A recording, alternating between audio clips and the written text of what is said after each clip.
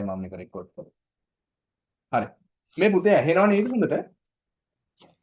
ඇහෙනවද? හරි.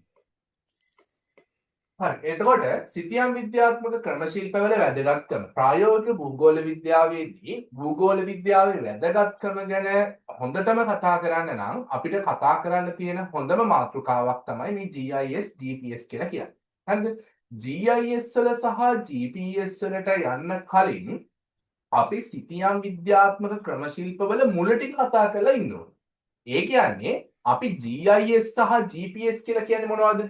GIS සහ GPS කියලා කියන්නේ පුතේ normally අපි ගත්තොත් GIS වලයි GPS වලයි කරන්නේ ලෝකයේ අලුත් තාක්ෂණයක් තියෙනවනේ. දැන් අපි මේ ඉන්නේ 21 වෙනි සියවසේ. ඒකට 21 වෙනි සියවසේ AI තාක්ෂණය, රොබෝ තාක්ෂණය, ඊට පස්සේ රිමෝට් තාක්ෂණය මේ වගේ ගොඩක් දේවල් එක එක ශාස්ත්‍රවල හැදිලා එනකොට ඒ හැම ශාස්ත්‍රයකටම ගැළපෙන විදිහට මොකක්ද හැදිලා එන්නේ? ඒ හැම ශාස්ත්‍රයකටම ගැළපීලා එන විදිහට අපි හදලා තියෙනවා පුතේ භූගෝල විද්‍යාවේ සිතියම් නිර්මාණය සඳහා ලොකු තාක්ෂණයක් හදලා තියෙනවා. භූගෝල විද්‍යාවේ සිතියම් නිර්මාණය සඳහා එක් විශාල තාක්ෂණයක් හදලා තියෙනවා. ඒ තාක්ෂණය තමයි සිතියම් විද්‍යාත්මක ක්‍රම ශිල්ප කියන්නේ. එහෙනම් ඒ සිතියම් විද්‍යාත්මක ක්‍රම ශිල්ප වලට තාක්ෂණය යොදන්න කලින් ලෝකෙ මිනිස්සු සිතියම් හැදුවේ නැද්ද? ලෝකෙ මිනිස්සු සිතියම් හැදුවා. එහෙනම් ඒ කියන සිතියම් හදන්න මොනවා හරි තාක්ෂණයක් ඉස්සර කාලේ තියෙන්නේ නේ. ඒ තියෙන තැනට ගිහිල්ලා මෑනලා කරලා එහෙම හරි කමක් නැහැ මේක හදන්න. ඒ හදපු විදිහට අද ලෝකයේ තුල අපි පාවිච්චි කරන ඔය මෙට්‍රික් සිතියම්, පොඩි සිතියම් ඒ හැම එකක්ම මේකට අදාළව ගන්න පුළුවන්. හරිද? එහෙනම් අපි ඉස්සරලාම බලමු සිතියමක් කියන්නේ මොකක්ද කියලා. සිතියමක් කියලා කියන්නේ සාමාන්‍යයෙන්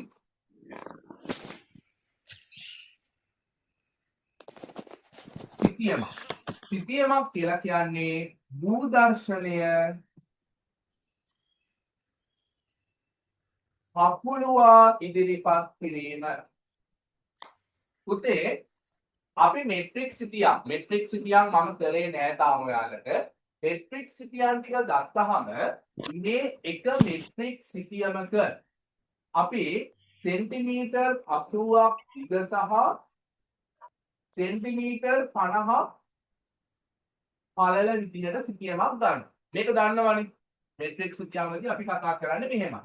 ඒ වගේම තමයි 1.50000 මූලක්ෂණ සිතියමක අපි කිලෝමීටර් 1ක් නිරූපණය කිරීම සඳහා සෙන්ටිමීටර් 2ක් පාවිච්චි කරනවා. කිලෝමීටර් 1ක් සඳහා සෙන්ටිමීටර් 2ක්. විනාඩියක් ඉන්න කෝල් එකක් එනවා.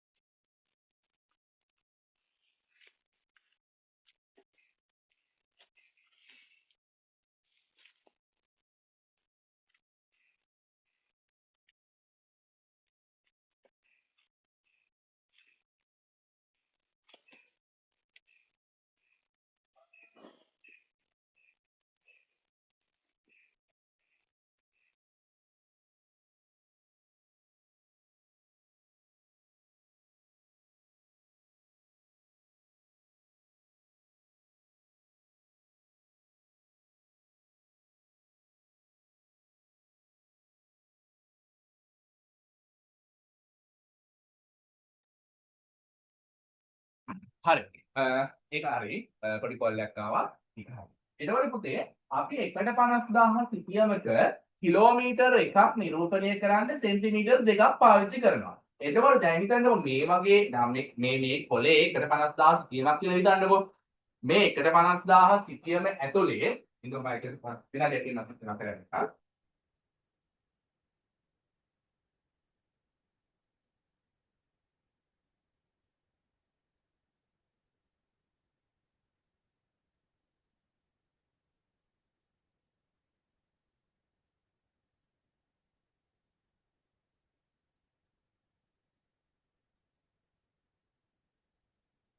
හරි. මේ තියෙන්නේ 150,000 සිතියමක්. මේ සිතියම ඇතුලේ සෙන්ටිමීටර් දෙකක් මැනලා මට කිලෝමීටර් එකක් ගන්න පුළුවන්.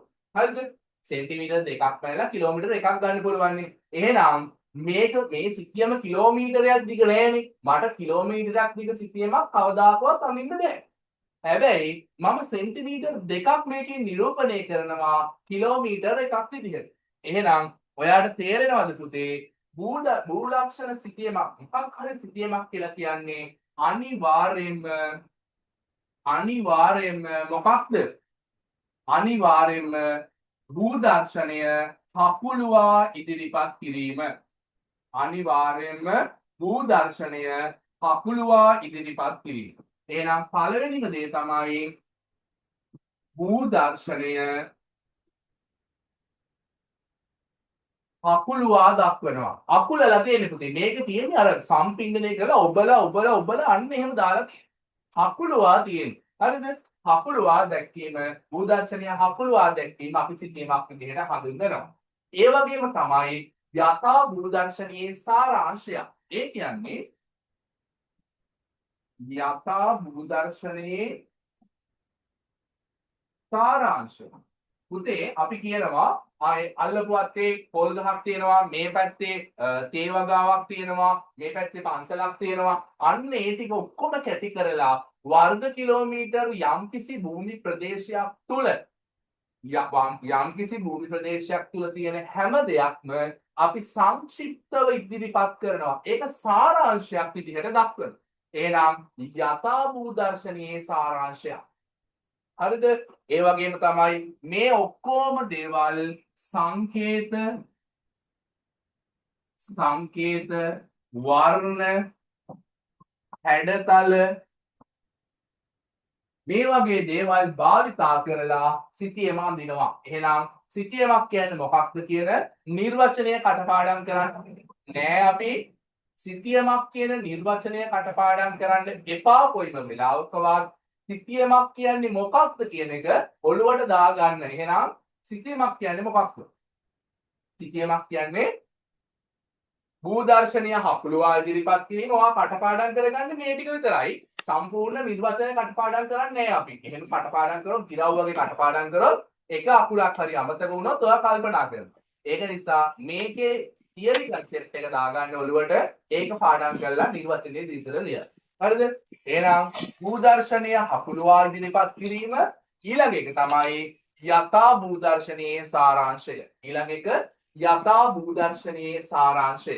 ඒ වගේම තමයි මේ කියන සිතියමක් අඳින්න සංකේත භාවිතා කරනවා, වර්ණ භාවිතා කරනවා, හැඩතල භාවිතා කරනවා. මෙන්න මේ විදිහට සිතියමක් නිර්මාණය කරන්න පුළුවන්. සිතියමක නිර්වචනය බලන්න ගන්න වාගේ ටියුට් එක. සිතියමක් යනු භූදර්ශනීය හකුලුවා ඉදිරිපත් කිරීමයි. හයිලයිට් කරගන්න පුතේ හකුලුවා ඉදිරිපත් කිරීම කියන එක. හයිලයිට් කරන්න හකුලුවා ඉදිරිපත් කිරීම.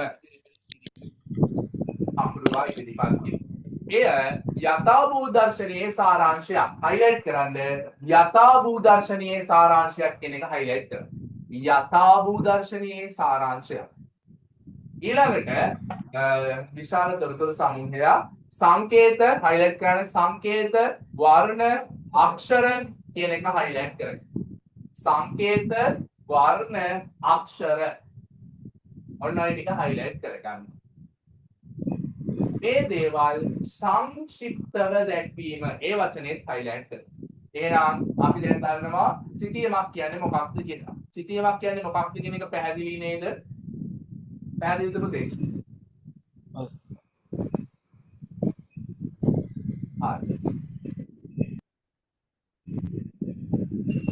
ඇහෙන්නද සර්?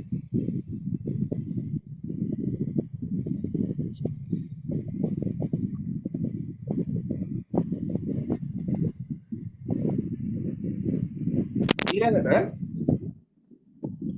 සර් මේ ඇහෙන්නද? ඔව් කියන පුතේ මොකද්ද?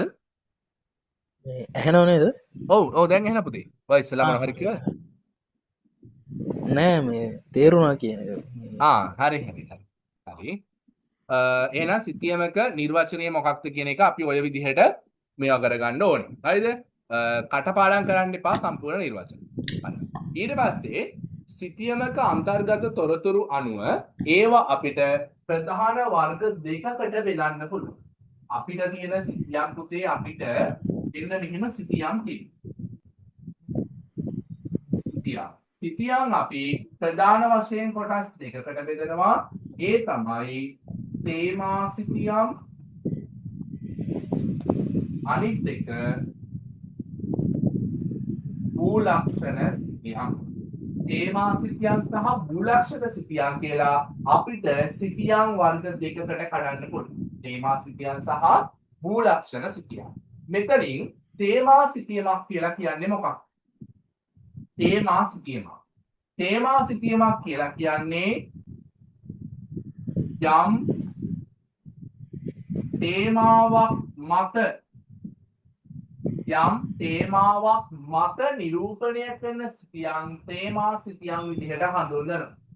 මේ වගේ සිතියම් වල පරිමාණයක් දක්නට ලැබෙන්නේ නැහැ. මේ වගේ සිතියම් වල පරිමාණයක් දකින්න ලැබෙන්නේ නැහැ. ඒ වගේම තමයි මේවා අවබෝධ කර ගැනීම මේවා අවබෝධ කරගන්න එක පහසුයි. ඊටාම පහසුයි මේවා අවබෝධ කරගන්න එක. ඊටාම පහසුයි. පරිමාණයක් නැහැ. අවබෝධ කර ගැනීම ඊටාම පහසුයි. හැබැයි පුතේ භූලක්ෂණ සිතියමක් කිව්වහම මේකේ තේමාවන් රැසක් දකින්න ලැබෙනවා. තේමාවන් රැසක් දකින්න ලැබෙනවා. මේවට નિયમિત පරිමාණයක් දකින්න ලැබෙනවා. අපි මේකට තමයි 1/50000 සිතියම්. දැන් මේවා අපි කියන්නේ මේ භූලක්ෂණ සිතියම්. හරිද? මේ සිතියම් භූලක්ෂණ සිතියම් කියන්නේ මේවා 1/50000 භූලක්ෂණ සිතියම්. එහෙනම් මේකට පරිමාණයක් තියෙනවානේ 1/50000යි. අපිට කැමති විදිහට ඒවා ගන්න බෑ. ඒ වගේම තමයි මේ සිතියම් සංකීර්ණයි. සංකීර්ණයි ඒක නිසා අවබෝධ කර ගැනීම අපහසුයි. ටිකක් අමාරුයි මේ සිතියම් අවබෝධ කරගන්න. භූලක්ෂණ සිතියම් අවබෝධ කර ගැනීම ටිකක් අමාරුයි. මොනවද තමයි මේ සිතියම් වර්ගීකරණය හඳුන්වන්න පුළුවන් නේද? හරිද? මේ සිතියම් මේ විදිහට වර්ගීකරණය කරන්න පුළුවන්.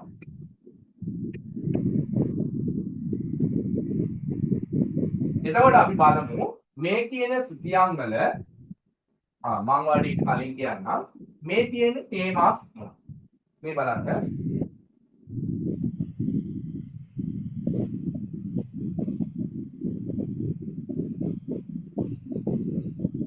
දැන් බලන්න මේ සිතියම ගත්තාම මේ සිතියමේ අන්තර්ගත වෙන්නේ ශ්‍රී ලංකාවේ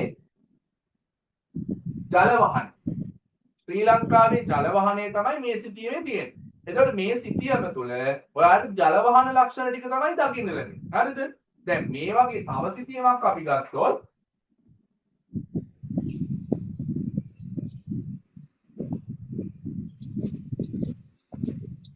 මේ සිතියමේ තියෙන ශ්‍රී ලංකාවේ 5 වර්ග මේ ශ්‍රී ලංකාවේ 5 වර්ග යම්කිසි තේමාවක් තියෙනවා. ඒ වගේම මේ සිතියමේ තියෙනවා තව වර්ෂාපතනයේ උෂ්ණත්වය සහ සුළං. හරිද? එතකොට මේ සිතියම් වලට નિયમિત පරිමාණයක් දකින්න ලැබෙන්නේ නැහැ කියලා කියන්නේ මේ සිතියම එක සයිස් එකකට හදලා තියෙනවා. මේ සිතියම තව සයිස් එකකට, මෙතන තව සයිස් එකක සිතියමක්, මෙතන තව සයිස් එකක.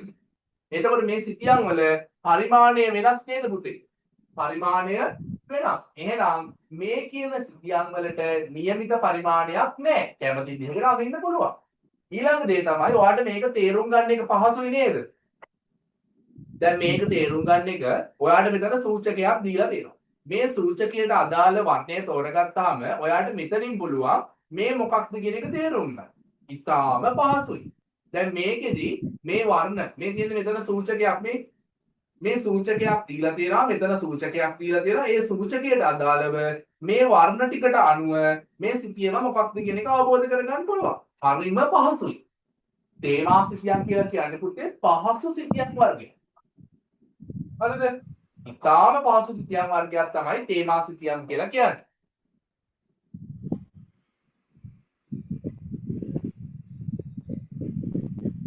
හරිද? හැබැයි මූලක්ෂර සිතියම් අපිට මූලක්ෂර සිතියම් කියන සිතියම් විශේෂය මේ විදිහට අපිට ගන්න බෑ.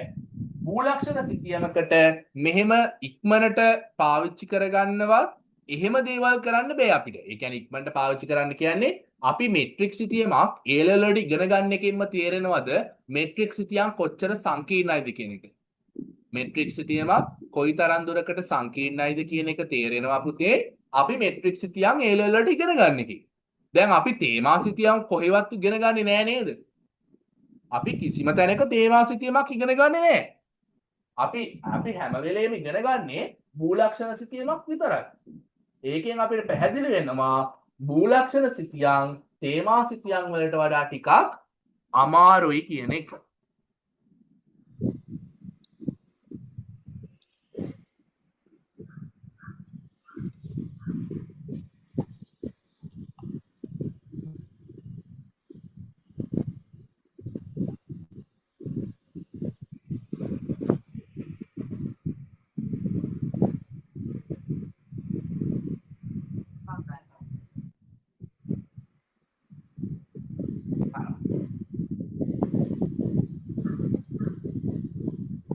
ඊළඟ බලන්න තේමා සිතියමක්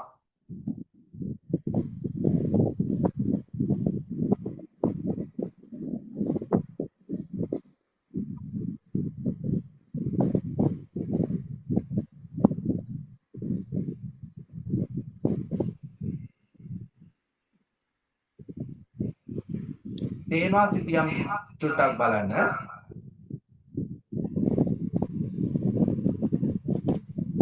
තේමා සිතියම් මගින් තෝරාගත් එක් නිශ්චිත තේමාවකට අයත් තොරතුරු එක් සිතියමක් මගින් නිරූපණය කරයි. තේමා සිතියමක් මගින් highlight කරගන්න පුතේ එක් නිශ්චිත තේමාවක්. එක් නිශ්චිත තේමාවක්. එක් නිශ්චිත තේමාවකට අයත් තොරතුරු එක් සිතියමක් මගින්. ඒ කියන්නේ එක සිතියමක තියෙන්න පුළුවන් එක තේමාවක්. ජල වහනය නම් ජල වහනය විතරයි. හරිද? ජන සංඛ්‍යාව නම් ජන සංඛ්‍යාව විතරයි. භූලක්ෂර නම් භූලක්ෂර විතරයි.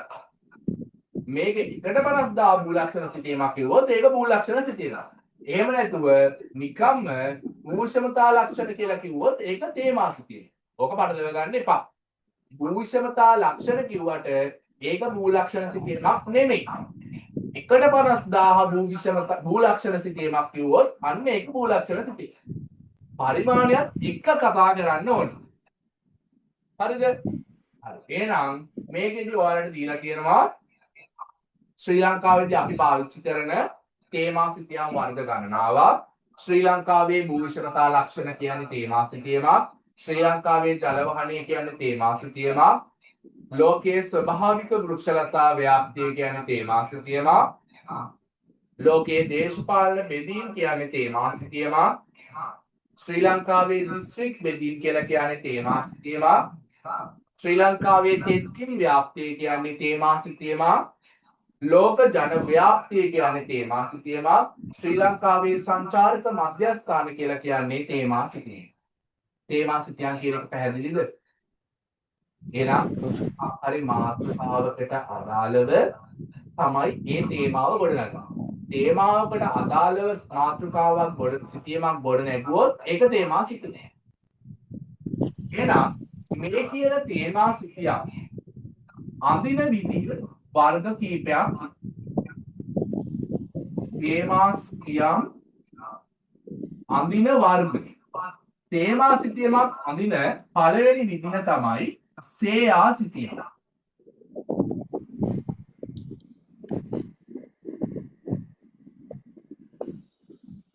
තේමා සිටියා නඳින පළවෙනි විදිහ අපි කියනවා සේයා සිටියා. සේයා සිටියමක් කියන්නේ මොකද්ද? සේයා කරනවා. පාට කරනවා. හරිද? පාට කරනවා ඒකට තමයි අපි තේමා සිටියමක් කියන්නේ.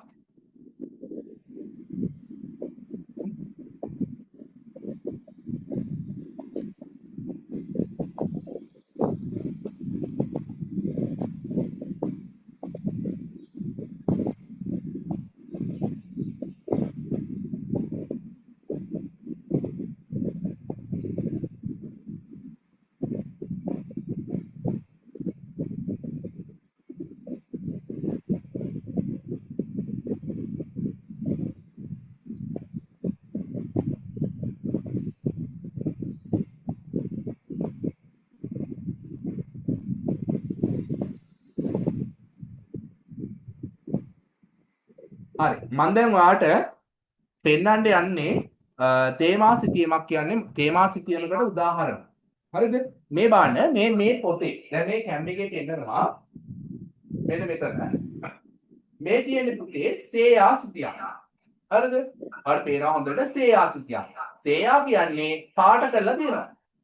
හරිද? දැන් බලන්න මෙතන මේ එක එක විදිහට පාට කරලා මේ පාට වැඩිපුර කියන්නේ එතන ඒ ව්‍යාප්තිය වැඩි. පාට අඩුවට ලා පාට වෙන්නේ ඒ ව්‍යාප්තිය අඩුයි. ඊළඟට මෙතන බලන්න මේ තදදම් පාටින් කියන්නේ ඒ මොනවා හරි ඒ ව්‍යාප්තිය වැඩි. ලාදම් පාටට යනවා කියන්නේ ඒ ව්‍යාප්තිය ඉතාම අඩුයි කියන එක. මේවට අපි කියනවා සේයා සිතියන් කියලා. හරිද? එහෙනම් මේ තේමා සිතියන් අඳින්න පුළුවන් පළවෙනි විදිහ සේයා සිතිය. දෙවෙනි විදිහ තමයි සමරේඛා සිතිය.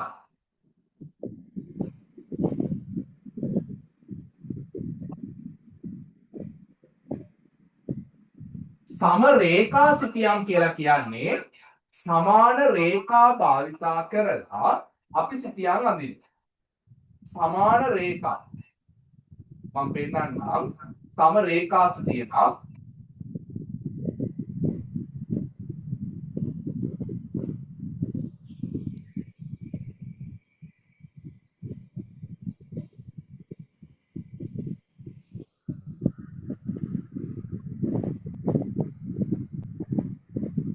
මේ තියෙන්නේ මෙන්න සමරේඛා සිතියම. මේ රේඛා වලට අනුව තමයි වර්ණ ගන්නලා තියෙන්නේ. රේඛා තේයා කරලා තියෙනවා. හැබැයි රේඛාවන් වලට මේ බලන්නකො නිකන් අර රේඛාවන් පාවිච්චි කරලා තියෙනවා මේ. අන්න ඒවට තමයි අපි සමරේඛා සිතියම් කියන්නේ. සාමාන්‍යයෙන් සමරේඛා සිතියම් ඔය උෂ්ණත්වය වර්ෂාපතනය අන්න ඒ වගේ දේවල් පාවිච්චි කරන්න ගන්නවා. තව පැහැදිලි එකක් මම මේ බැලුවේ සමරේඛා සිතියම.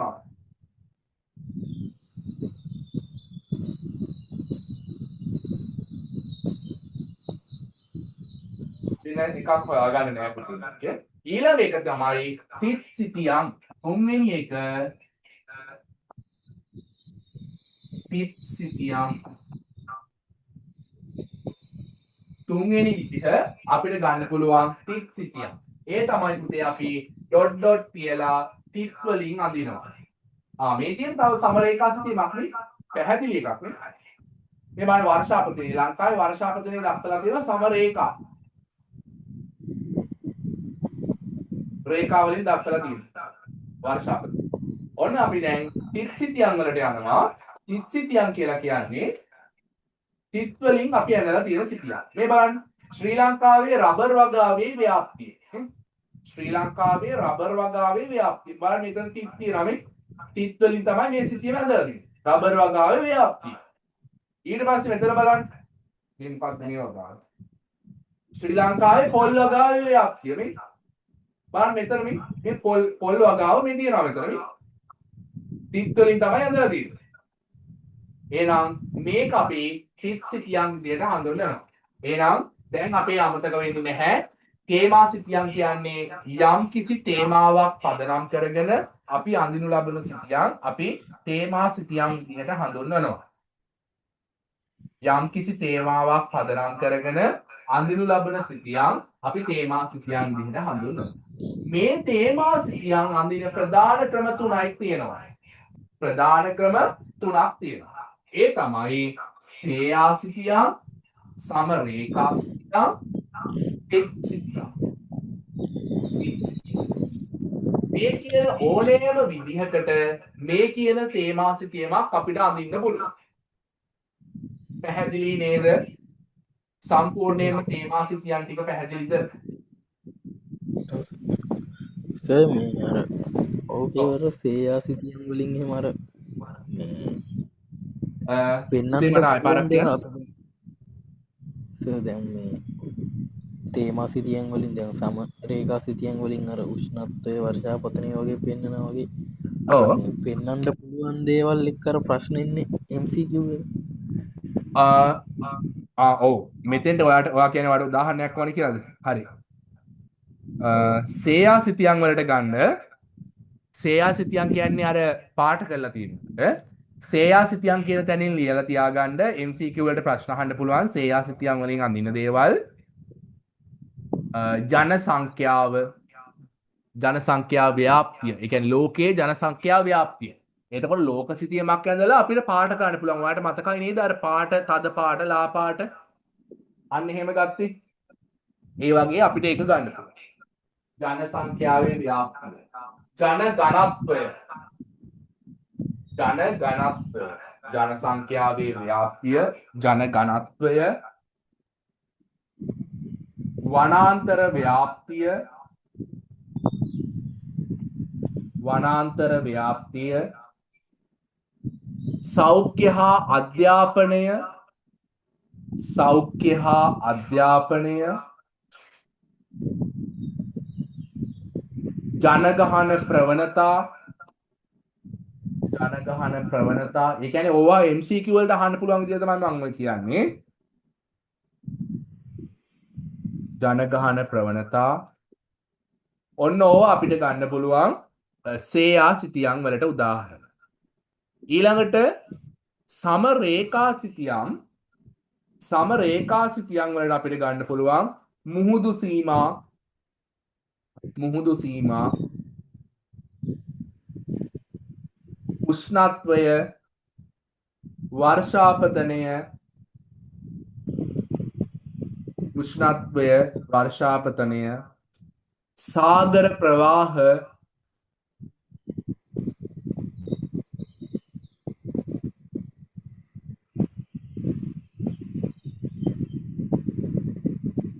සාගර ප්‍රවාහ,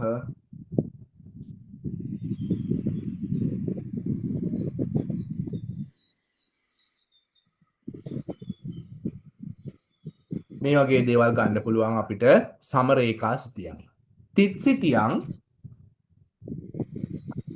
තිත් සිතියම් වලට ගන්න පුළුවන්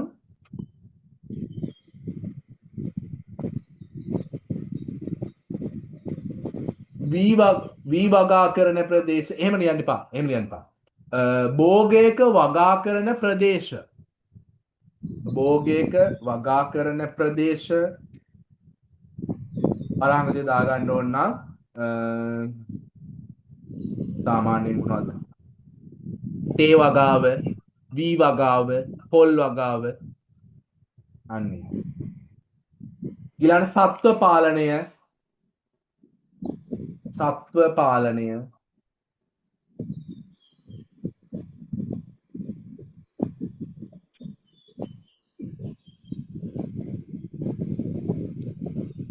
සංචාරක ව්‍යාප්තිය,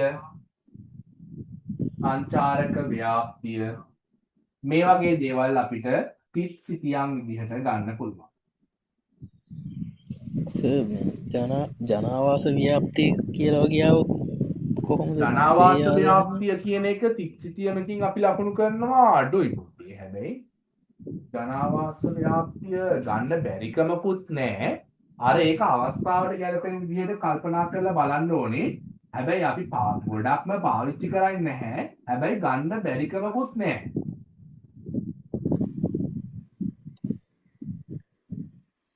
මොකද අපි ජනාවාස ව්‍යාප්තිය අපිට ඊට වඩා අපිට ලකුණු කරන්න පුළුවන් පුතේ සේයාසිතියම.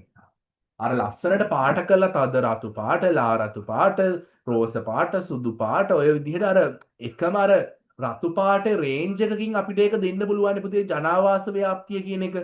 ජනාවාස වැඩිපුරම කොහෙද තියෙන්නේ? අඩුවෙන් කොහෙද තියෙන්නේ? මධ්‍යස්ථව කොහෙද තියෙන්නේ? ඒක පැහැදිලි නේද ඒක? ඒකේ කේස් එක. ඔය විදිහට අපි තේමා සිතියන් කතා කරනවා. හරිද? තේමා සිතියන් කතා කරනකොට තේමා සිතියන් වල ප්‍රයෝජන කීපයක් තියෙනවා. තේමා සිතියන් වලදී අපිට හඳුන ගන්න ලැබෙන ප්‍රධාන ප්‍රයෝජන තමයි පළවෙනි එක තේමාවක් පිළිබඳව දැක්වෙන සුවිශේෂීතාවය. එක තේමාවක්. මේ කියන්නේ යම් තේමාවක් මත. ඔයාලගේ ටියුට් එකේ තියෙනවා highlight කරගන්න. එක තේමාවක් පිළිබඳ ඒක highlight කරගන්න. එක තේමාවක් පිළිබඳ එක තේමාවක් පිළිබඳ. ඔතන උදාහරණ දීලා තියෙනවා ශ්‍රී ලංකා මාර්ග සිතියම සංචාරක සිතියම. ඔයාලට කැමති විදිහට ඔක කල්ප ගන්න පුළුවන්. මම මතක තියාගන්න පුළුවන් විදිහේ එක උදාහරණයක් දීලා තියෙනවා. මාර්ග සිතියම සංචාරක සිතියම. ඊළඟට එක් ප්‍රදේශයක එක් තේමාවක් දෙස සමස්තයක් ලෙස බැලීමේ හැකියාව. උදාහරණයක් මම කියනවා ශ්‍රී ලංකාවේ සංචාරක කර්ම. හරිද? එතකොට ශ්‍රී ලංකාවේ සංචාරක කර්මාන්තය ගත්තාම නෑ මම ශ්‍රී ලංකාවේ සංචාරක කර්මාන්තය නෙමෙයි. මම ගන්නවා ශ්‍රී ලංකාවේ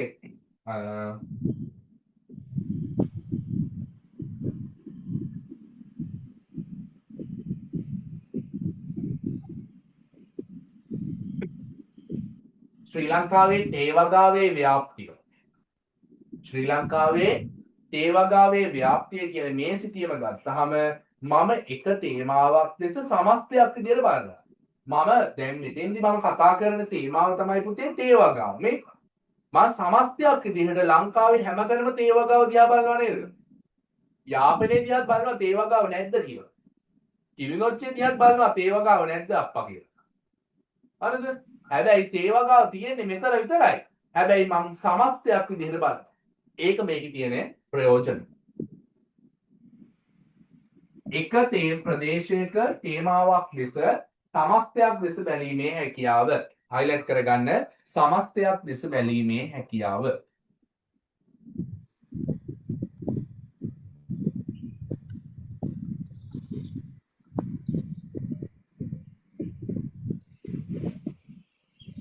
ඊළඟට එකම තේමාවක් දැක්වෙන සිතියන් කීපයක් මගින් කාලීන වෙනස්කම් තීරණය කිරීමේ හැකියාව. මේ කියන්නේ පුතේ එකම තේමාවක් තියෙනකොට අපිට පුළුවන් කාලීන සීමාවන් ගන්න. දැන් බලන්න තේමා සිතියම මම ගන්නවා ශ්‍රී ලංකාවේ වනවගාව. ශ්‍රී ලංකාවේ වනවගාව කියලා මම ගන්නවා අවුරුදු කීපෙක. 2000 2010 2020 මේ විදිහට ගන්න. එතකොට මම තේමා සිතියම අරගෙන මම මේකේ වනවගාව කොහොමද තියෙන්නේ කියලා මේ සිතියමේ මෙහෙම පුල් කොළ පාටින් අඳිනවා. ඊට පස්සේ 2010ට එනකොට වනවගාව ටිකක් අඩු වෙනවා. මේ ප්‍රදේශවල වනවගාව තියෙනවා. කොළඹ වගේ ප්‍රදේශවලට එනකොට වනවගාව ඔන්න අඩුයි. ඊට පස්සේ 2020 දී වනවගාව අඩුම වෙලා ගිහිල්ලා තියෙනවා. මෙන්න මේ වගේ. ඔයාලට දැන් පේනවා නේද මේ සිතියන් තුනේ තියෙන දත්තවල තියෙන්නේ වර්ග තුනක් කියන එක. හැමතැනම එකම විදියට නෙමෙයිනේ. එහෙනම් සමස්තයක් වශයෙන් අපි ගන්නවා වනවගාව. මේ වනවගාව 2010 තිබ්බ ප්‍රමාණය අපි කියනවා 2010 දී 85ක් වනවගාව තිබ්බා. ඊළඟට 2010 දී 65ක් වනවගාව. 2020 දී 40යි වනවගාව. ඔන්න ඔය විදිහට අපිට කාලීන වෙනස්කමක් අපිට අධ්‍යයනය කරන්න පුළුවන් තේමා සිතියම් කිහිපයක් පාවිච්චි කරලා. එහෙනම් ඒක highlight කරගන්න. කීපයක් මගින් කාලීන වෙනස්කම් නිරූපණය කළ හැකි වීම. කීපයක් මගින් කාලීන වෙනස්කම් නිරූපණය කළ හැකි වීම.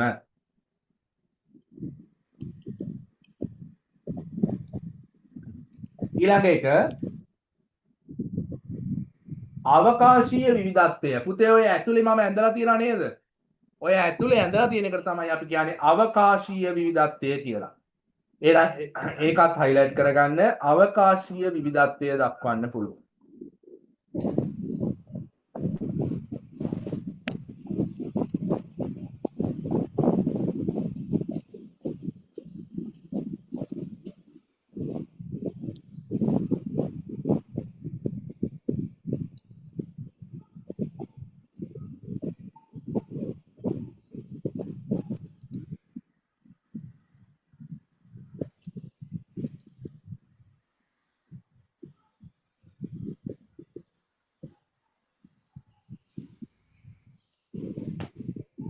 ඊළඟට මම කිව්වා මේ සිතියම් වලට පරිමාණයක් නැහැ.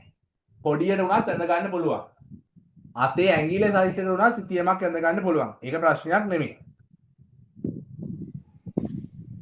එහෙනම් කුඩා පරිමාණයේ සිතියමක් නිසා පරිහරණය පහසු වීම. ඒකත් highlight කරගන්න. කුඩා පරිමාණයේ සිතියමක් නිසා පරිහරණය පහසු වීම.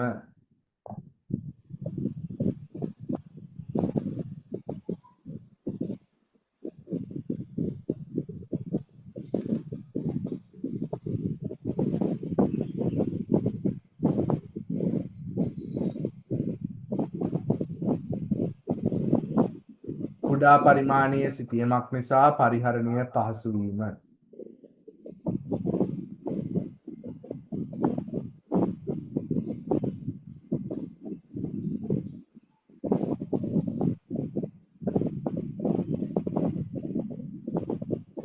හරි. ඊළඟට අපි යනවා භූලක්ෂණ සිතියම් වලට. භූලක්ෂණ සිතියම්. පුතේ භූලක්ෂණ සිතියමක නිරූපණය කරන්නේ මොකක්ද? භූලක්ෂණ සිතියමක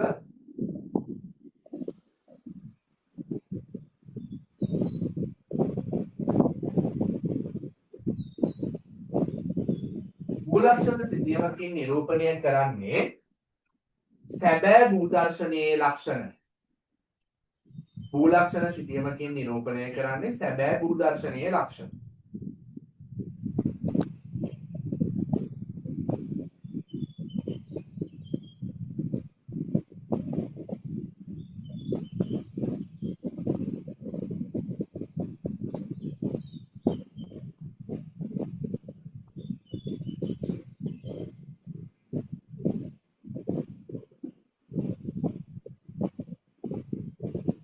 භූලක්ෂණ සිතියමක තියෙන වෙනස තමයි සැබෑ භූමියේ තියෙන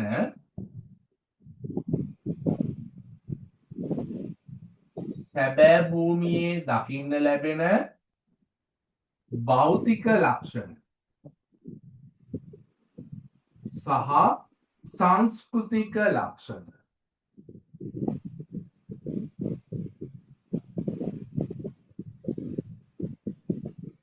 භෞතික ලක්ෂණක් තියෙනවා, සංස්කෘතික ලක්ෂණක් තියෙනවා. මේ හැමදේම පරිමාණයට අනුව නිර්මාණය කිරීම භූලක්ෂණ සිතියමක කාර්ය වෙනවා. එහෙනම් භූලක්ෂණ සිතියමකින් එන්නේ සැබෑ භූමියේ දකින්න ලැබෙන භෞතික ලක්ෂණ, සැබෑ භූමියේ දකින්න ලැබෙන සංස්කෘතික ලක්ෂණ යම්කිසි නිශ්චිත පරිමාණයකට අනුව ඉදිරිපත් කිරීම හඳුන්වන්න පුළුවන්. එහෙනම් highlight කරගන්න භූලක්ෂණ සිතියම්. භූලක්ෂණ සිතියම් වල highlight කරගන්න සැබෑ භූදර්ශනය කියන වචනය highlight කරගන්න. සැබෑ භූදර්ශනය.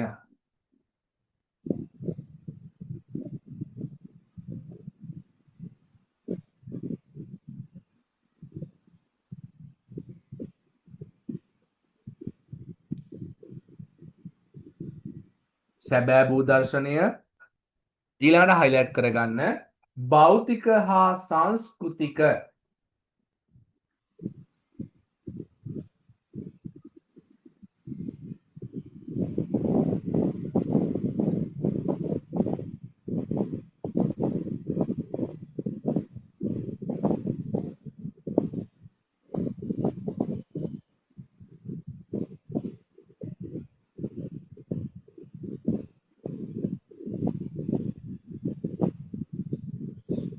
භෞතික හා සංස්කෘතික හැකිතාක් දුරට එක් සිතීමක් මගින් පරිමානුකූලව කියන වචනය highlight කරගන්න. පරිමානුකූලව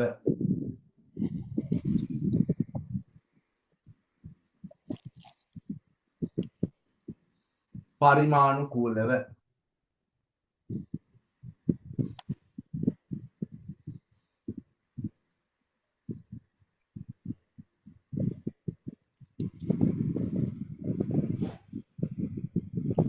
ඉදිරිපත් කිරීමයි.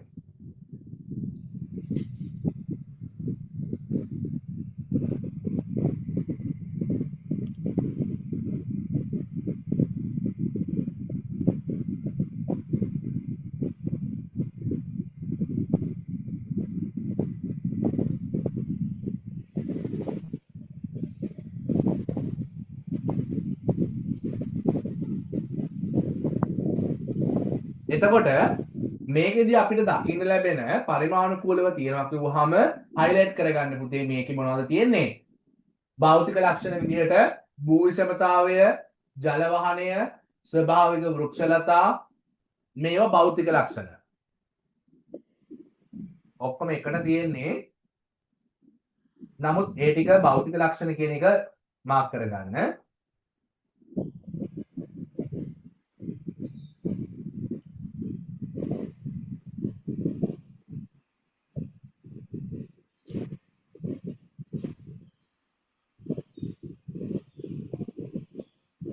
ඊට පස්සේ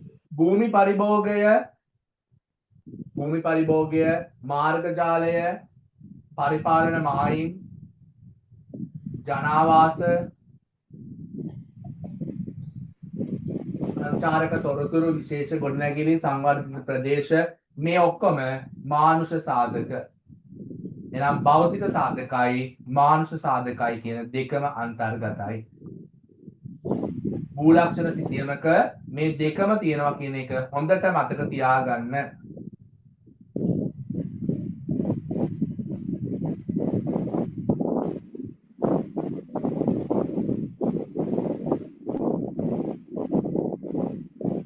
භෞතික ලක්ෂණයි සංස්කෘතික ලක්ෂණයි දෙකම අන්තර්ගතයි.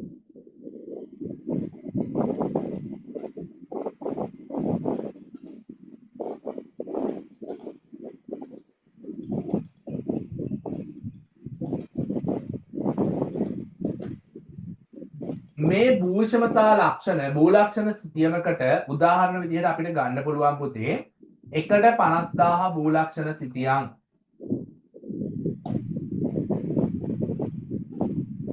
එකට 50000 ඊළඟට එකට 10000 එකට 25000 ඕකේ එකට ලක්ෂය දීලා නැහැ එකට ලක්ෂය කියන එකක් දාගන්න එකට ලක්ෂයේ සිටියනොත් තියෙනවා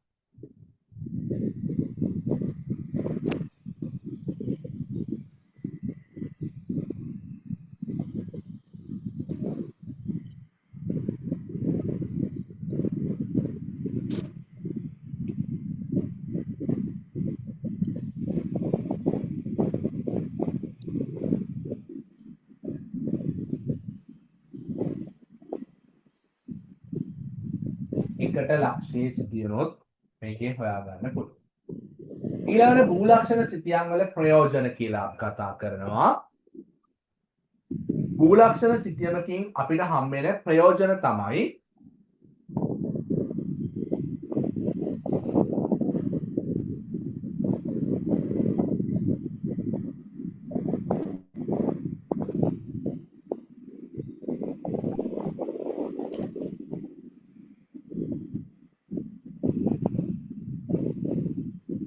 ඔව් මේකෙදී අපිට ගන්න තියෙන පළවෙනිම ප්‍රයෝජනය තමයි පුතේ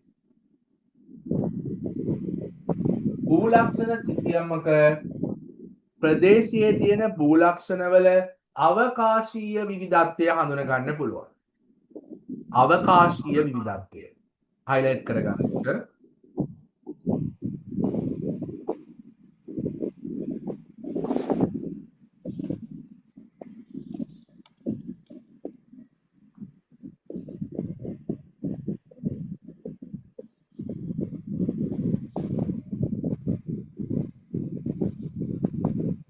අවකාශීය විවිධත්වය. අපි මේට්‍රික්ස් සිතියමක අවකාශය පුතේ විවරණය කරන්නේ. මේට්‍රික්ස් සිතියමක් අපි විවරණය මම ඒක ලොකුවට මෙතෙන්දි කියන්න යන්නේ නැහැ. මේට්‍රික්ස් සිතියම් කරන නිසා මේට්‍රික්ස් සිතියමක අපි කතා කරන්නේ පුතේ අවකාශය. අවකාශය ගැන කතා කරන නිසා තමයි අපි මේට්‍රික්ස් සිතියම් වල අවකාශීය විවිධත්වය වැදගත් වෙන්නේ.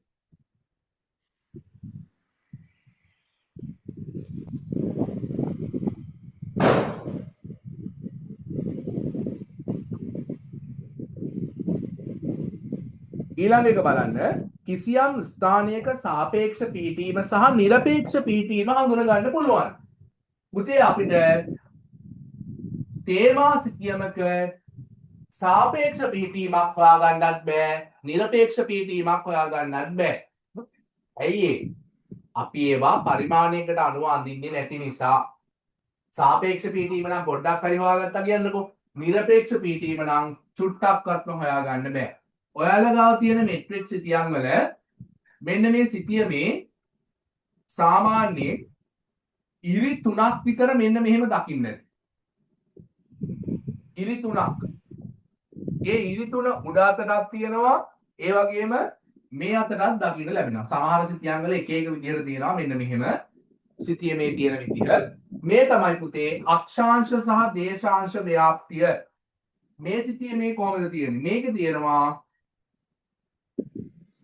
81යි 100යි කිය. මේ තියෙන්නේ පුතේ අක්ෂාංශ සහ දේශාංශ 530යි කියලා තියෙනවා. ඔන්න ඔයාගේ එක එක විදිහට තියෙනවා. මෙතන 530යි. මෙතන 525යි. මේ 81 වෙනස් තාරියක්. අපි ඒක තමයි මම බලන්නේ. 525යි. ඊළඟ මෙතන 545යි. 540යි. මෙතන 540යි. 545යි. ඔන්න ඔය ආදී වශයෙන් මොනවද මේ තියෙන්නේ? මේවා අපි හඳුන ගන්නවා අක්ෂාංශ කියලා. මේ අක්ෂාංශ සහ දේශාංශ උපයෝගී කරගෙන අපිට සාපේක්ෂ පිහිටීම සහ නිරපේක්ෂ පිහිටීම හඳුන ගන්න පුළුවන්. සාපේක්ෂ පිහිටීම සහ නිරපේක්ෂ පිහිටීම හඳුන ගන්න පුළුවන්.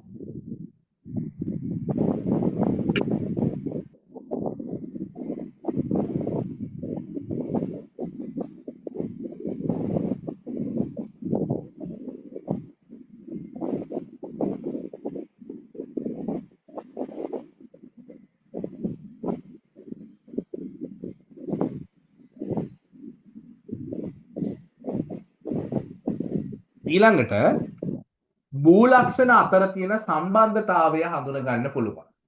අපි මෙට්‍රික්ස් සිතියමකින් විවරණය කරන්න පුතේ ඔය දේවල්නේ. භූලක්ෂණ අතර තියෙන සම්බන්ධතාවය. highlight කරගන්න.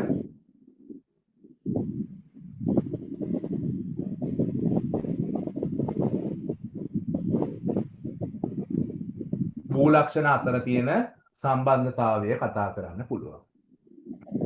ඒ කියන්නේ භෞතික ලක්ෂණයි භෞතික ලක්ෂණයි අතර තියෙන සම්බන්ධය. දැන් හිතන්නකෝ කන්දකුයි ගඟකුයි තියෙනවා කියලා. ඔය කන්දයි ගඟයි කොහොමද ගලන්නේ? ඇයි මේ කන්දයි ගඟයි ඔහොම තියෙන්නේ? අන්න ඒක ගැන කතා කරනවා නම් ඒ අපි කියනවා භෞතික ලක්ෂණ අතර තියෙන සම්බන්ධතාවය. ඊළඟට පාරක් තියෙනවා, පාර දෙපැත්තේ ගෙවල් තියෙනවා. පාරක් තියෙනවා, අනිත් පැත්තෙන් පාර දෙපැත්තේ ගෙවල් තියෙනවා. එහෙනම් සංස්කෘතික ලක්ෂණ අතර තියෙන සම්බන්ධතාවය. සංස්කෘතික ලක්ෂණ අතර තියෙන සම්බන්ධතාවය. පළවෙනි එක භෞතික ලක්ෂණ අතර තියෙන සම්බන්ධතාවය, දෙවෙනි එක සංස්කෘතික ලක්ෂණ අතර තියෙන සම්බන්ධතාවය. ඊළඟට භෞතික ලක්ෂණයි සංස්කෘතික ලක්ෂණ. කන්දක් තියෙනවා, කන්ද මග ඇරලා පාර හදලා තියෙනවා. කන්දක් තියෙනවා, කන්ද අස්සේ යන්නේ නැතුව කන්ද මග ඇරලා පාර හදලා තියෙනවා. එහෙනම් භෞතික ලක්ෂණයි සංස්කෘතික ලක්ෂණයි අතර තියෙන සම්බන්ධතාව highlight කරමු.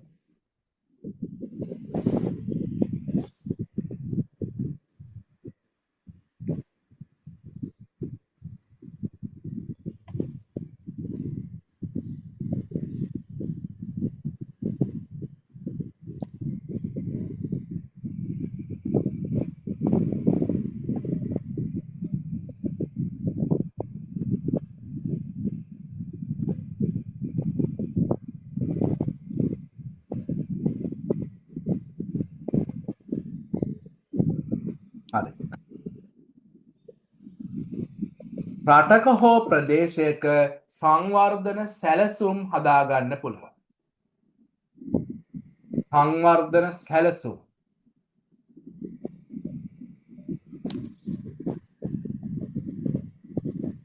රටක හෝ ප්‍රදේශයක සංවර්ධන සැලසුම් හදාගන්න පුළුවන්.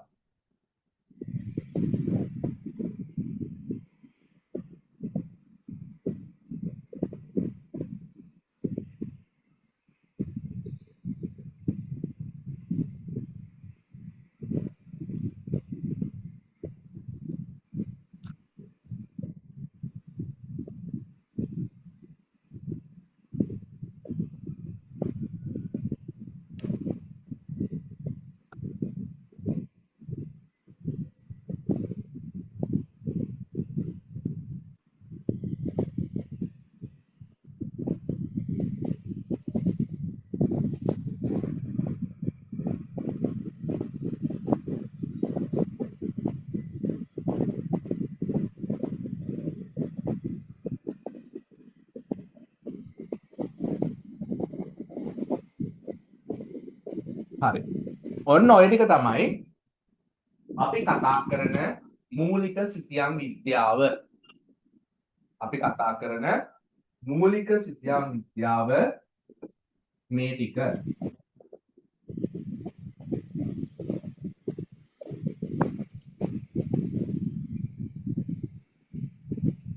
මූලික සිතියම් විද්‍යාවෙන් පස්සේ අපි යනවා නවීන සිතියම් විද්‍යාව. ඔව් කියන්න.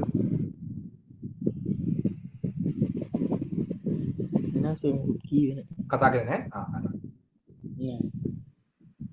නෑ. නවීන සිතියම් විද්‍යාව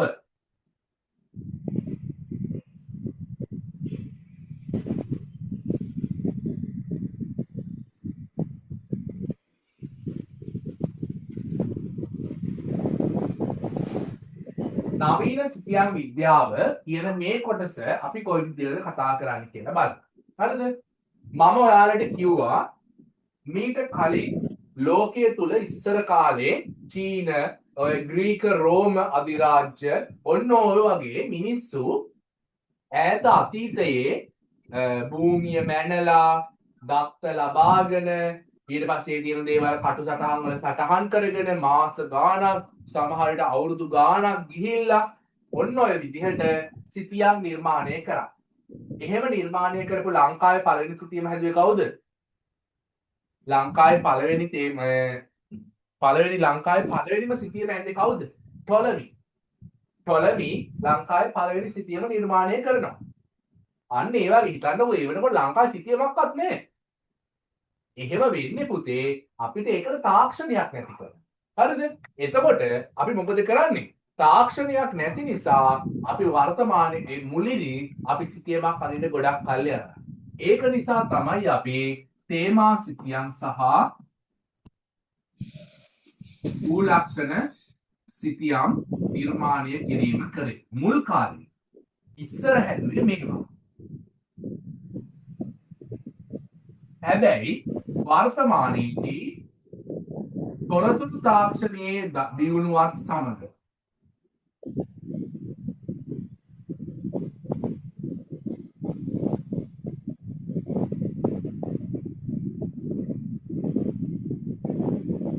වර්තමානයේදී තොරතුරු තාක්ෂණයේ දියුණුවත් එක්ක අද වෙනකොට සිතියම් නිර්මාණය කිරීමේ තාක්ෂණය වැඩි දියුණු වෙලා තියෙනවා.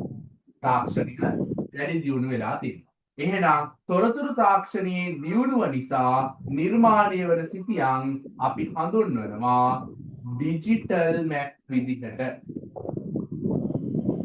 මේවා අපි හඳුන්වනවා ඩිජිටල් මැප් විදිහට. මේ ඩිජිටල් මැප් වලට අපි සිංහලෙන් කියනවා අංකිත සිතියම්. මේක MCQ වල අහනවා අංකිත සිතියම්. තොරතුරු තාක්ෂණයේ දියුණුවත් එක්ක ඩිජිටල් කරණය වෙච්ච සිතියම් නිර්මාණය කරනවා. මේ ඩිජිටල් කරණය වෙච්ච සිතියම් අපි හඳුන්වනවා අංකිත සිතියම් විදිහට.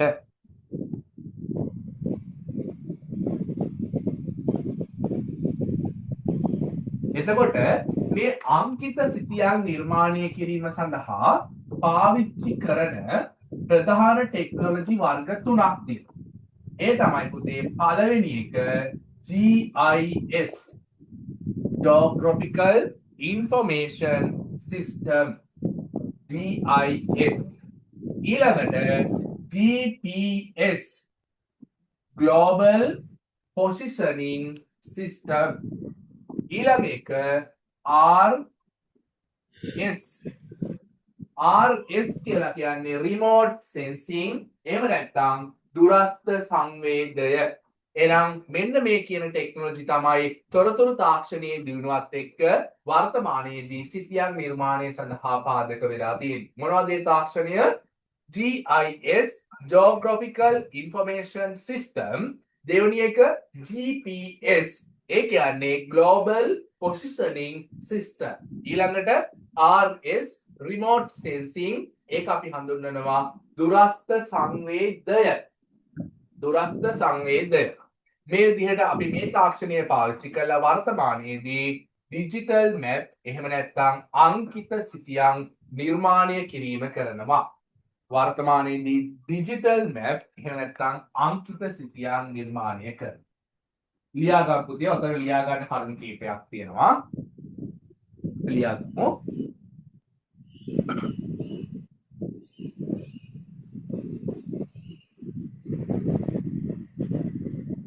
ලියා ගන්න කලින් highlight කරගන්න පුළුවන්.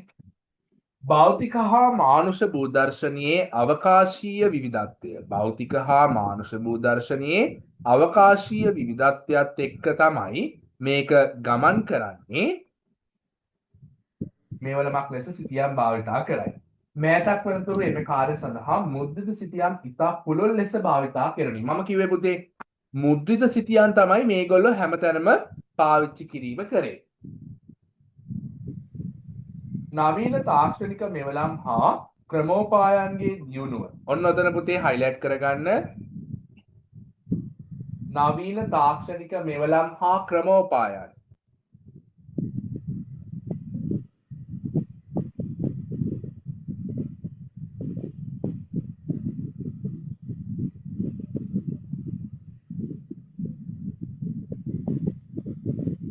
නවීන තාක්ෂණික ක්‍රමෝපායන් හා මෙවලම්.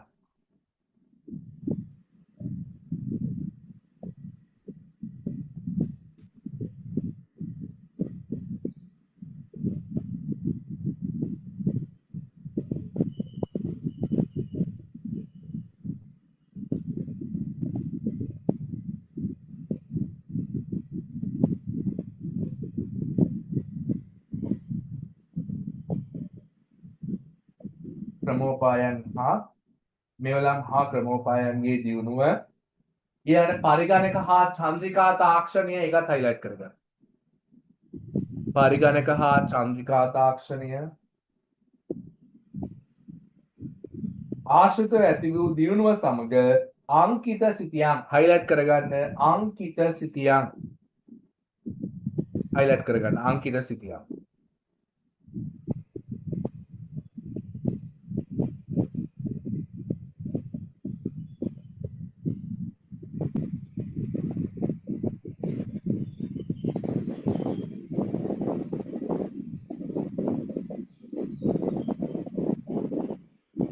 අංකිත සිතියම් කියන එකත් එක්ක ඩිජිටල් මැප් කියන එකත් highlight කරගන්න. ඇසුරින් එම කාර්ය වර්තමානයේදී සිදු කරනු ලබයි. ඇසුරින් එම කාර්ය වර්තමානයේදී සිදු කරනු ලබයි.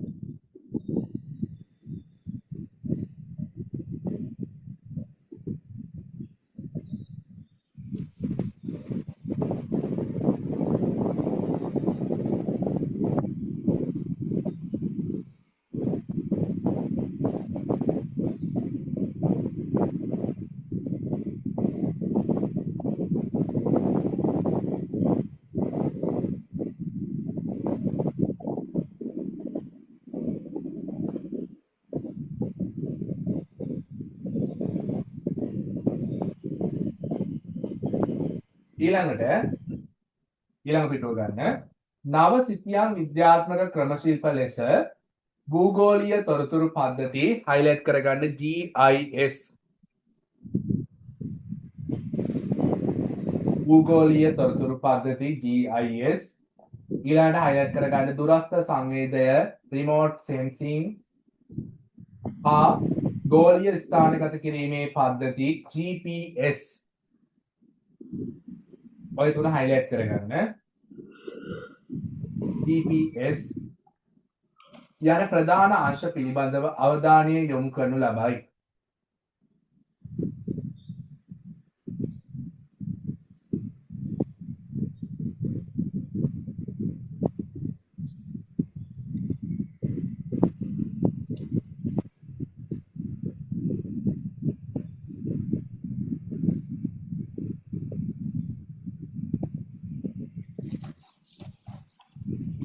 ඒතකොට අංකිත සිතියම් යනු කියලා හොත් මොකක්ද පුතේ? කොහොමද අංකිත සිතියමක් යනු කියලා ආංකික සිතියමක් යනු කියලා ඇහුවොත් එහෙම ඔයාලට කියන්න තියෙන්නේ ඔන්න ඔය අපි කතා කරපු ටික චුට්ටක් ලියන්න. ඒ කියන්නේ නවීන තාක්ෂණික දියුණුවත් සමග GIS, GPS හා remote sensing වල දායකත්වය මගින් නිර්මාණය කරන ලද පරිගණක උපාංග භාවිතයෙන් නිර්මාණය කරන සිතියම් අංකිත සිතියම් digital map.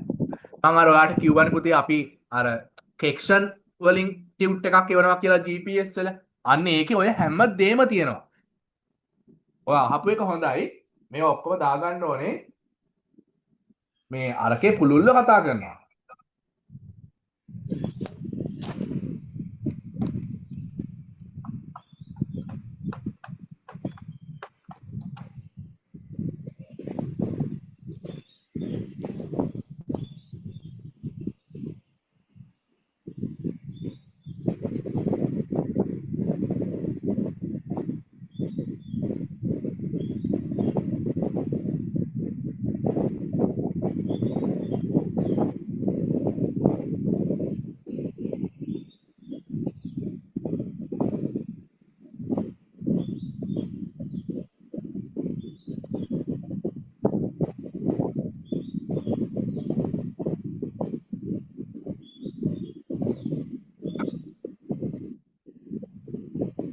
ඊට පස්සේ අපි යමු සිතියම් සඳහා භාවිතා කරන නව තාක්ෂණික ක්‍රමවේද හා ප්‍රයෝජන.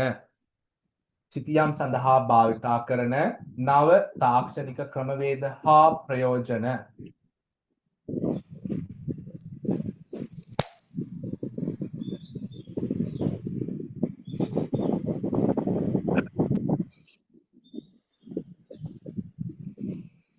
ඒ නවීන ප්‍රයෝජන ටික අපි ලියාගෙන යමු.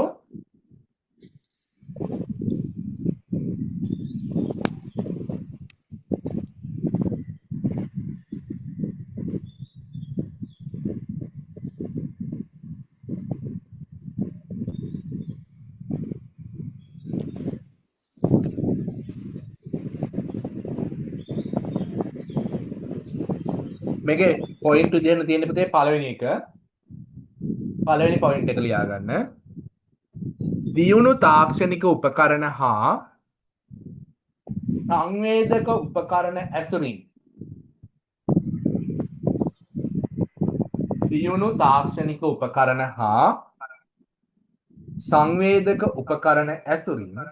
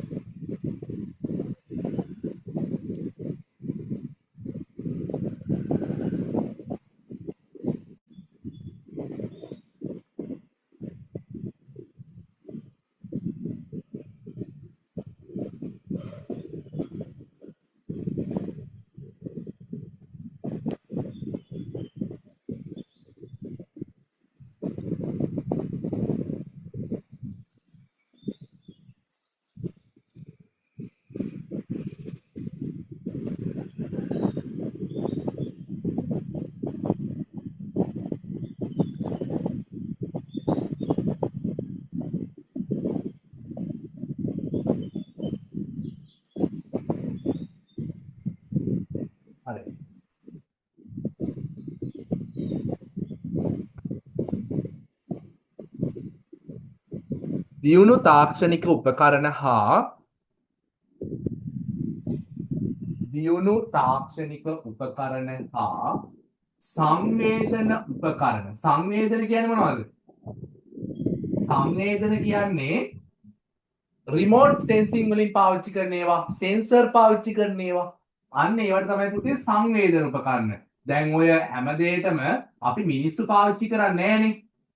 මිනිස්සු යන්නේ නැති මේ මිනිස්සු පාවිච්චි කරන්නේ නැති දේවල් පාවිච්චි කරනවා. ඒවට තමයි අපි කියන්නේ සංවේදන උපකරණ කියලා. දියුණු තාක්ෂණික උපකරණ හා සංවේදන උපකරණ ඇසුරින් නිර්මාණය වන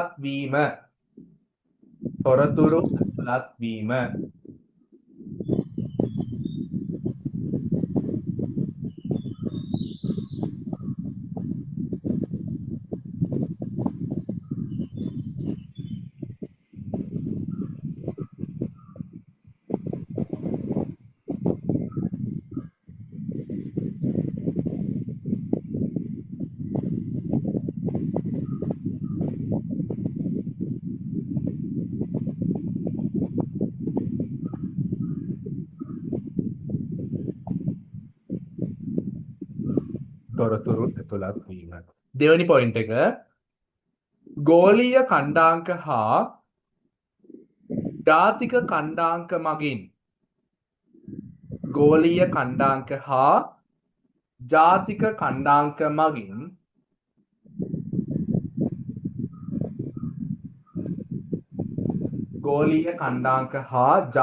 කණ්ඩාංක මගින් ඉතා නිවැරදිව පිහිටීම දැක්වීම. මම ඔය ගෝලීය කණ්ඩාංක ජාතික කණ්ඩාංක හදන හැටි කියලා දෙනවා.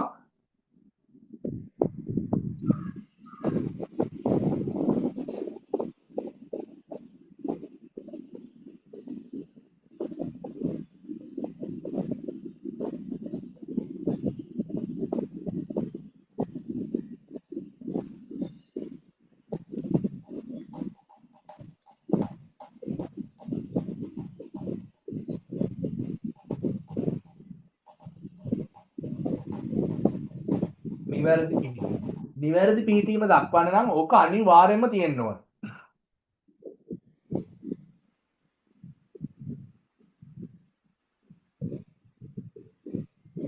ඊළඟ එක තුන්වෙනි එක නේද?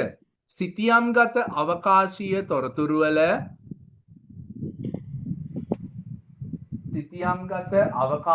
තොරතුරු වල දිග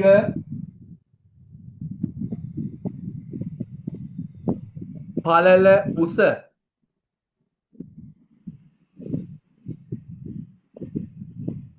නිවැරදිව ලබාගත හැකිවීම.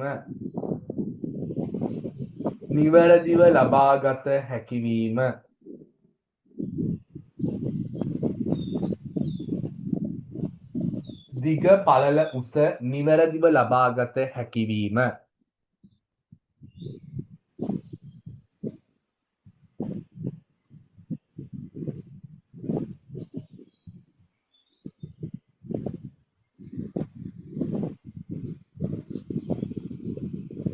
ඊළඟට පුතේ දැන් හිතන්නකො අපිට ලිඳක් තියෙනවා. හරිද? දැන් අපි හිතමු අපිට මෙහෙම සිතියමක් තියෙනවා. හරිද? මේකේ මෙතන ලිඳක් තියෙනවා. මෙතන ගෙයක් තියෙනවා. අපි මෙහෙම ගෙයක් තියෙනවා. මෙතන ලිඳක් තියෙනවා. මෙතන ගහක් තියෙනවා. හරිද? මේකෙදි මේවා තියෙන විදිහ අවකාශීය වශයෙන් අපිට දත්ත ලබා ගන්න පුළුවන්. අවකාශීය කියලා කියන්නේ පිහිටි. ඊට පස්සේ මේ තියෙන ලිඳේ වතුර තියෙද නැද්ද? ඊළඟට ඒ වතුර පාවිච්චි කරන්න සුදුසුද?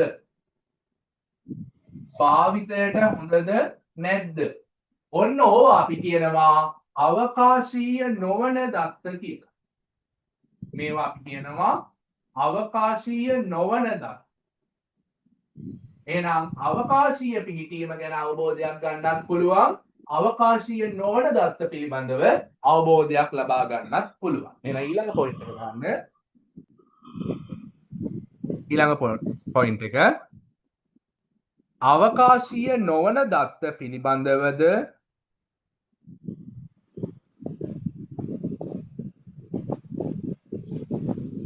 අවකාශීය නොවන දත්ත පිළිබඳවද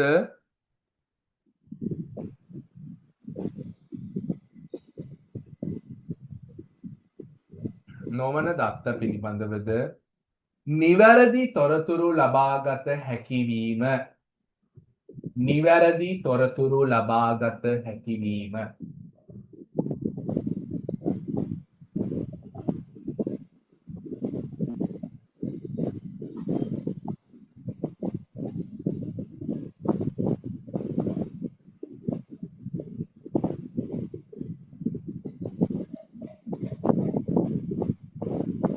ඊළඟ එක තමයි අපි ඔය කිව්වේ කීයද? 1 2 3 4 4.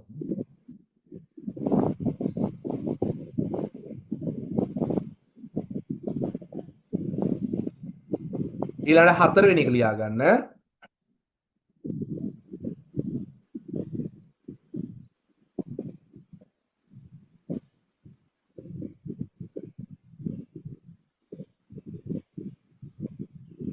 නව සිතියම් විද්‍යාත්මක තොරතුරු නව සිතියම් විද්‍යාත්මක තොරතුරු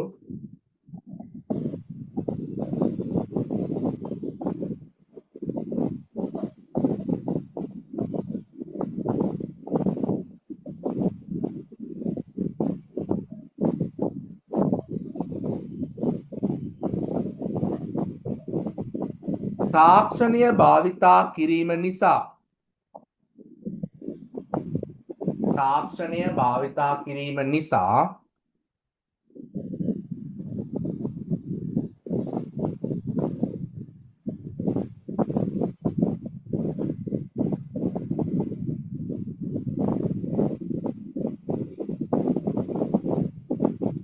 තාක්ෂණය භාවිතා කිරීම නිසා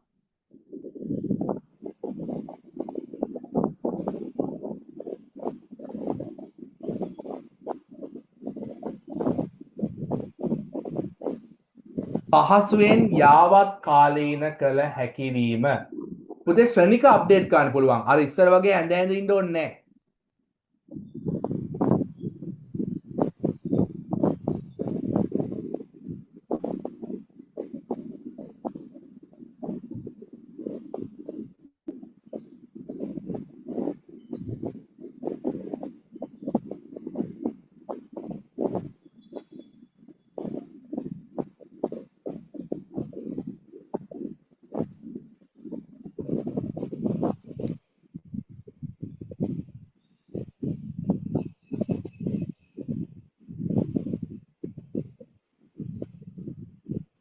හරි.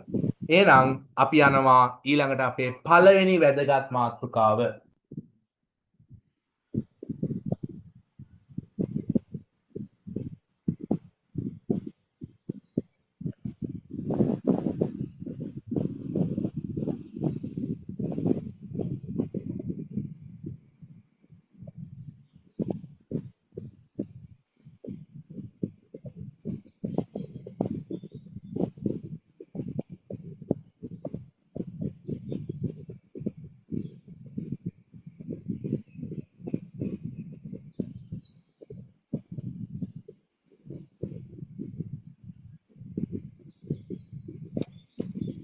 හතරවෙනි පිටුවට එන්න.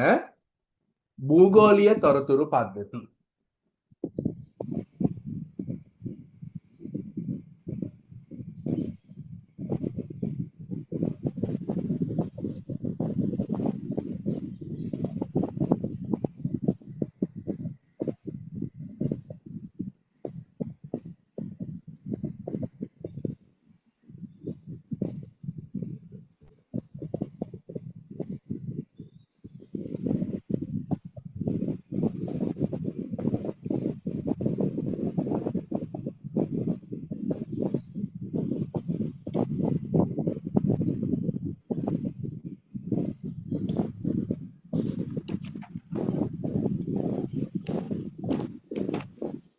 භූගෝලීය තොරතුරු පද්ධති කියලා ගත්තහම අපිට භූගෝලීය තොරතුරු පද්ධති ප්‍රධාන වශයෙන් කොටස් 4ක් යටතේ කතා කරන්න පුළුවන්. 5ක්.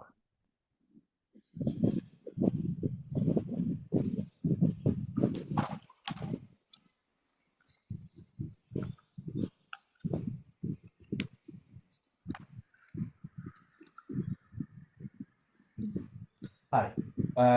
මේ භූගෝලීය තොරතුරු පද්ධති ගැන කතා කරනකොට පුතේ සාමාන්‍යයෙන් මෙහෙමයි මේක තමයි මූලික සිද්ධාන්තය ඩිජිටල් සිතියම් වල නවීනම නවීන සිතියම් විද්‍යාව තුළ අපිට හම්බෙන ප්‍රධානම එක තමයි මේක. හරිද? ඒ කියන්නේ මූලික සිද්ධාන්තය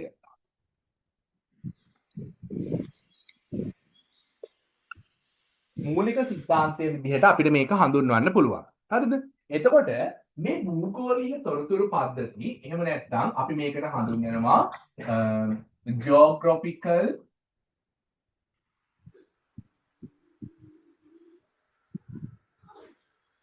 information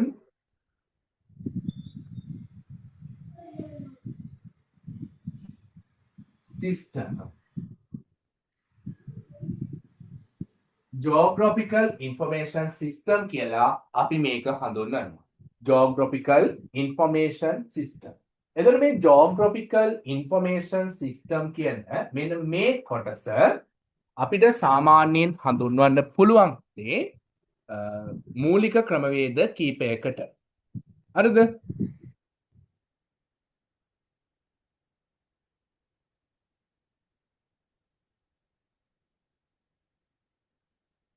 එතකොට මේකෙදි අපි කතා කරන මූලික ක්‍රමවේද ප්‍රධාන වශයෙන්ම පරිගණක දෘඩාංග, පරිගණක මෘදුකාංග,